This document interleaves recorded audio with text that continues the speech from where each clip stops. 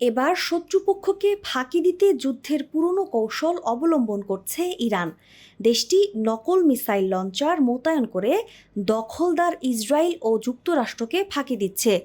শনিবার এক প্রতিবেদনে নিউ ইয়র্ক টাইমস জানিয়েছে, ইরানের এসব নকল মিসাইল লঞ্চার মোতায়েনের কারণে হামলা চালিয়ে তাদের কতগুলো আসল লঞ্চার ধ্বংস করা হয়েছে সেটি অজানা মার্কিনীদের কাছে। সংবাদ মাধ্যমটি আরও জানিয়েছে, যুক্তরাষ্ট্র ও ইসরায়েল যখন ইরানের মিসাইল বাংকার বা মিসাইল ভান্ডারে হামলা চালায় তখন সেগুলো বাংকারে আটকা পড়ে থাকে, কিন্তু মাত্র কয়েক ঘন্টার মধ্যে এগুলো আবার উদ্ধার করে ফেলেছে ইরানিরা। এতে করে দ্রুত সময়ে আবারও মিসাইলগুলো ব্যবহারযোগ্য করে ফেলে তারা। মার্কিন গোয়েন্দাদের তথ্যে জানা গেছে, ইরানের কাছে এখনও উল্লেখযোগ্য সংখ্যক মিসাইল এবং মোবাইল লঞ্চার রয়ে গেছে।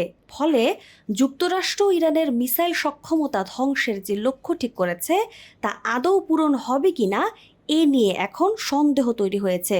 গত ২৮ ফেব্রুয়ারি ইরানে যৌথ হামলা চালায় দখলদার ইসরায়েল ও যুক্তরাষ্ট্র।